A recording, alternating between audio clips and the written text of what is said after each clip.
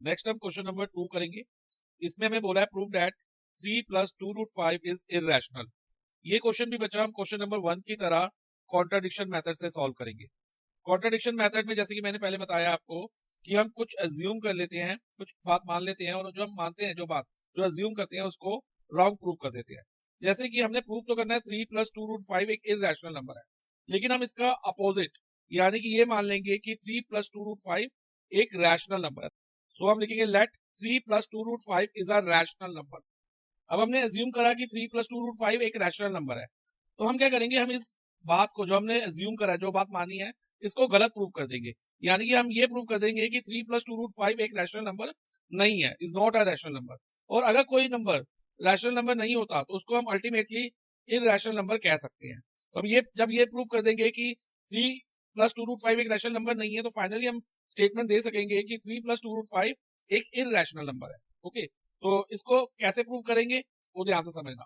तो जैसे कि अभी मैंने अज्यूम किया 3 प्लस 2 रूट 5 एक रैशनल नंबर है, तो हम इसको ऐसे लिख सकते हैं 3 plus 2 root 5 is equal to P upon Q, क्योंकि rational number P upon Q form में होते हैं, where P and Q are को prime integers and Q is not equal to 0, और क्यू 0 के इक्वल नहीं होता।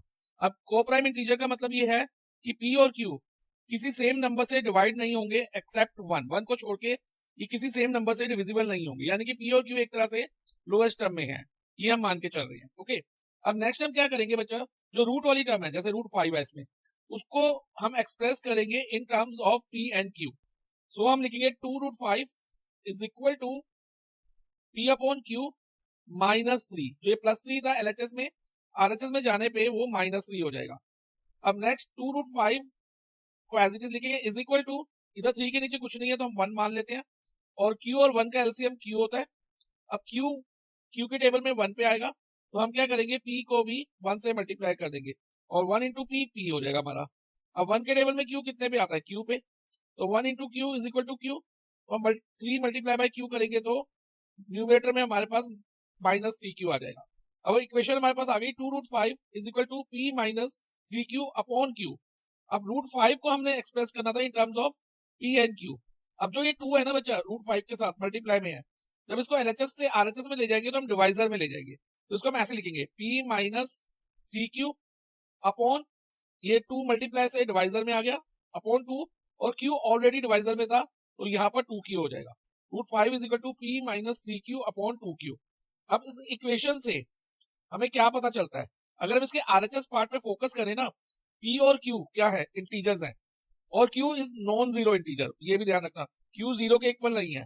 तो अगर हम p और q की कोई भी वैल्यू इसके अंदर डालें, आरएचएस पार्ट में डालें, तो हमें आंसर में क्या मिलेगा, रैशनल नंबर मिलेगा। तो हम लिख सकते हैं कि therefore p minus 3q upon 2q is a rational number as p and q are integers. Okay, तो p minus 3q upon 2q क्या हो गया, हमारा रैशनल नंबर हो गया।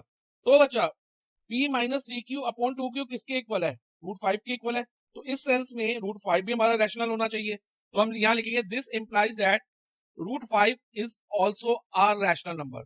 अब हमारे पास स्टेटमेंट आ गई रूट 5 एक रैशनल नंबर है, बट एक्चुअली में एक फैक्ट है कि रूट 5 जो है ना इररेशनल है, रूट 5 कभी भी रैशनल नहीं हो सकता। ये हमने फर्स्ट क्वेश्चन में प्रूव भी किया है कि रूट 5 इज इररेशनल। और जितने भी रूट होते हैं बच्चा नॉन स्क्वायर नंबर के, like root 2, root 3, root 5, root 6, root 10, root 12, root 11, कोई भी नॉन परफेक्ट स्क्वायर नंबर के स्क्वायर रूट हमेशा इररेशनल होते हैं।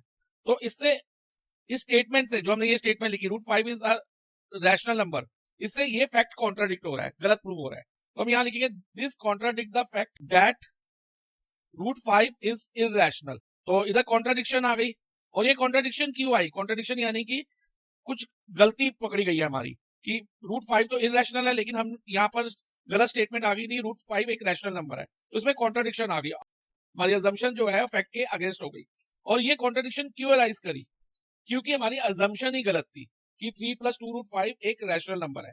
तो हम लिखेंगे this contradiction has arisen due to our wrong assumption that 3 plus 2 root 5 is a rational number.